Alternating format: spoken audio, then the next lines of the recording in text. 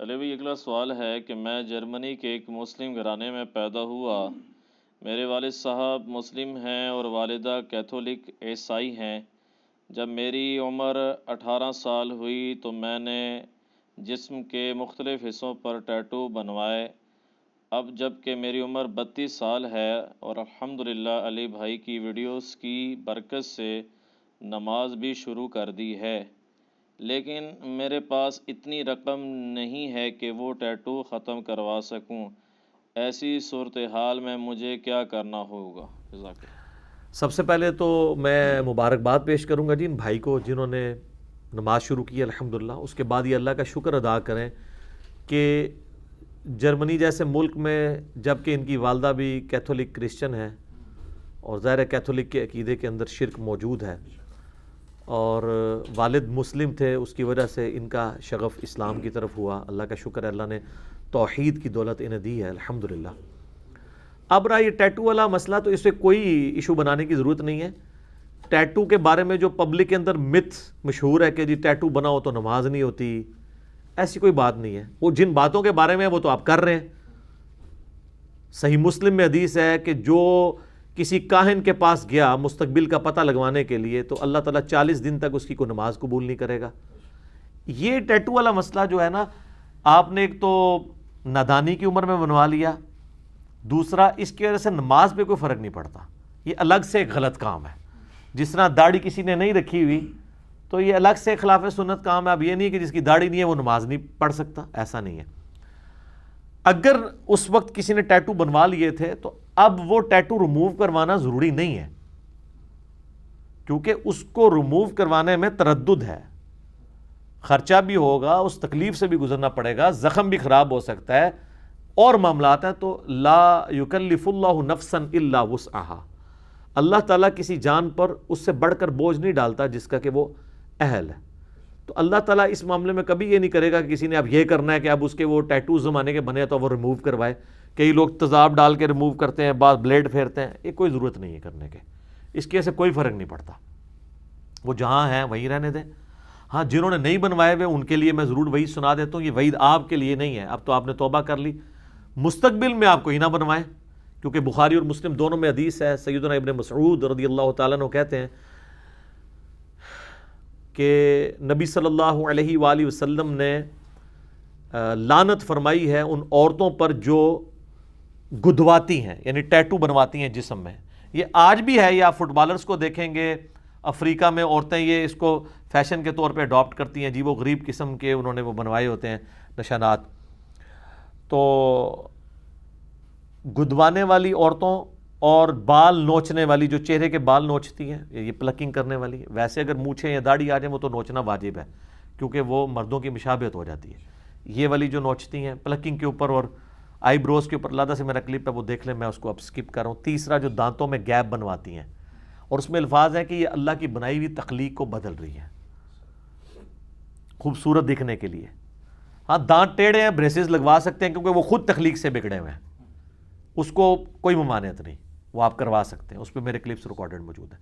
تو 3 چیزوں کو کرنے والوں پر لعنت ہے: گدوانے والے، ٹیٹو بنوانے والے، اس کے بعد بال نوچنے والی عورتیں، اور تیسرا دانتوں میں گیپ بنوانے والی۔ تو یہ ایک عورت ابن مسعود کے پاس آئی، بخاری و مسلم دونوں میں موجود ہے۔ اس عورت نے کہا کہ ابن مسعود آپ جو ہیں وہ لعنت کرتے ہیں ایسی عورتوں کے اوپر۔ ان کا میں ان عورتوں پہ لعنت کیوں نہ کروں جن پہ اللہ نے اپنی کتاب میں لعنت کی ہوئی ہے۔ تو وہ عورت کوئی پاکستان انڈیا کی شناختی کارڈ والی مسلمان نہیں تھی، وہ صحابیہ تھی یا تابعیہ تھی۔ انہوں نے کہا ابن مسعود ہم نے تو پورا قرآن پڑھا ہے، قرآن میں تو کہیں نہیں لکھا کہ ٹیٹو بنوانا غلط ہے، دانتوں میں گیپ بنوانا غلط ہے۔ ہاں، یہ ضرور قرآن میں لکھا ہے، سورہ نساء کی آیت نمبر 119 ہے، وَلَآمُرَنَّهُمْ فَلَيُغَيِّرُنَّ خَلْقَ اللَّهِ۔ شیطان نے کہا تھا میں تیری مخلوق کو ابھاروں گا کہ تیری بنائی ہوئی تخلیق کو بدلیں گے، جیسے مرد اپنی تخلیق بدل دیتا ہے، داڑھی مڑاتا ہے، یہ نہیں کر سکتا وہ۔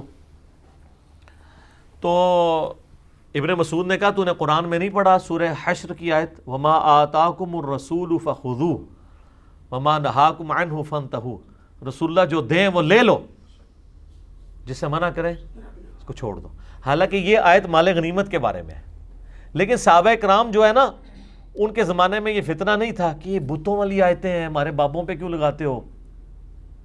صحابہ کو پتا تھا کہ یہ جنرل آیات ہیں, جسے فٹ اسے گفٹ.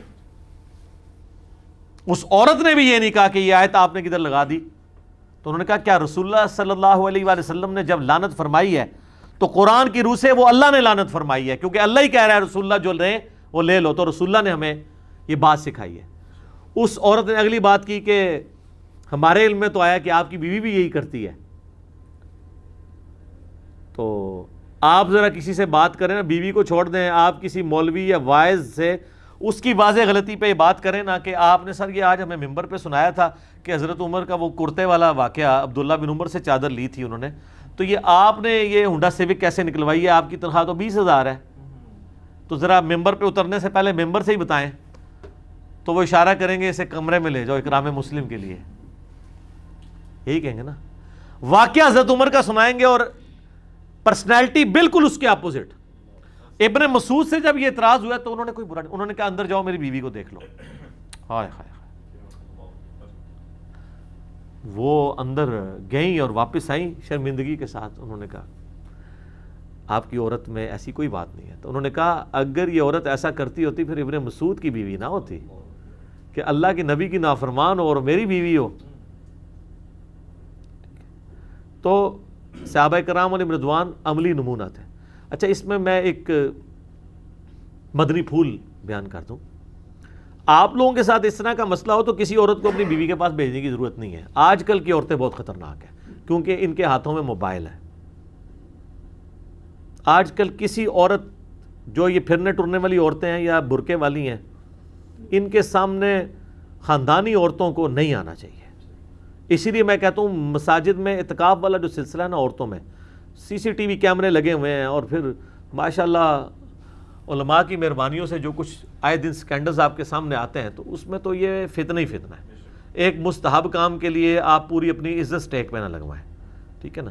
اور ایسی بازاری عورتیں جو ایک گھر کی خبر دوسری جگہ, دوسری کی جگہ, تیسری جگہ جا کے دیتی ہیں, ایسی عورتوں کو گھر میں انٹر بھی ہونا پڑے تو ان سے جتنا زیادہ بچ سکتے ہیں بچنے کی کوشش کریں. صرف سبسسٹنس لیول پہ چلیں, قطع تعلقی والا معاملہ بھی نہ ہو, ادروائز بچنے کی کوشش کریں اور ان کے ساتھ یعنی گفتگو نہ کریں.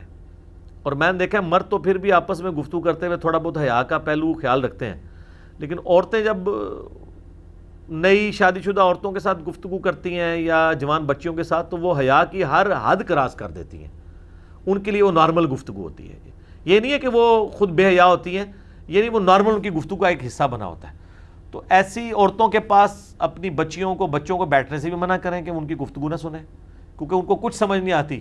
اور کئی عورتیں تو ہر محلے میں ایسی عورتیں ہوتی ہیں جو BBC ہوتی ہیں, جن کا کام یہ گھر کی خبر دوسری جگہ, دوسری کا تیسری جگہ, تیسری کا پہلی جگہ, اور وہ اس چیز کو لے کے چل رہی ہوتی ہے.